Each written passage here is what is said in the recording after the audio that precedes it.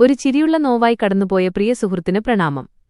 വ്യക്തിപരമായി ഏറെ ഹൃദയബന്ധമുണ്ടായിരുന്ന മനുഷ്യനായിരുന്നു സലിംകുമാർ. അദ്ദേഹത്തിന്റെ വേർപാട് വലിയൊരു ശൂന്യതയാണ് എന്നിൽ സൃഷ്ടിച്ചിരിക്കുന്നത്. സിനിമാവിശേഷങ്ങളും രാഷ്ട്രീയവും കുടുംബകാര്യങ്ങളും ഒരേപോലെ ചർച്ച ചെയ്യുന്ന ആഴമേറിയൊരു സൗഹൃദമായിരുന്നു ഞങ്ങൾ തമ്മിലുണ്ടായിരുന്നത്. സലിംകുമാർ എങ്ങനെയാണ് ഒരു ഉറച്ച കോൺഗ്രസുകാരനായി മാറിയതെന്ന പഴയൊരു കഥ ഈ നിമിഷത്തിൽ ഓർമ്മിക്കുകയാണ്. സ്കൂളിൽ പഠിക്കുന്ന കാലത്ത് ഒരാൾക്ക് മാലയിടാനുണ്ടെന്ന് പറഞ്ഞ് അച്ഛൻ സലിമിനെ കൂട്ടിക്കൊണ്ടുപോയി. അന്ന് സലിമിന്റെ കവിളിൽ തലോടി ആ മാല സ്വീകരിച്ചത് സാക്ഷാൽ കെ. കരുണാകരനായിരുന്നു. പിൽക്കാലത്ത് ആ കൈകൾ ലീഡറുടേതായിരുന്നു എന്ന് തിരിച്ചറിഞ്ഞ നിമിഷം മുതൽ അടിമുടി കോൺഗ്രസുകാരനായ സലിംകുമാർ ജനിക്കുകയായിരുന്നു.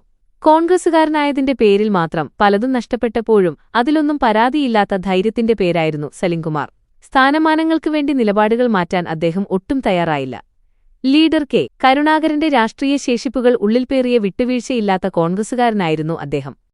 21 ലക്ഷത്തോളം സന്തുഷ്ടരായ ഉപഭോക്താക്കളും 2 ലക്ഷത്തോളം തിമിര ശസ്ത്രക്രിയകളും പൂർത്തിയാക്കിയ മലബാറിലെ ഏക കണ്ണാശുപത്രി Al Salama high hospital, hospital road, Perinthalmanna. തന്റെ രാഷ്ട്രീയ ബോധ്യങ്ങൾ വെട്ടിത്തുറന്നു പറയാൻ അദ്ദേഹം ഒരിക്കലും മടികാണിച്ചിരുന്നില്ല.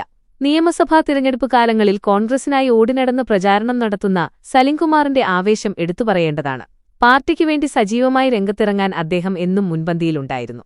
കോൺഗ്രസ് പ്രവർത്തകരുടെയും നേതാക്കളുടെയും ഹൃദയത്തിൽ സലിംകുമാർ എന്ന വ്യക്തി എക്കാലവും ജീവിക്കും.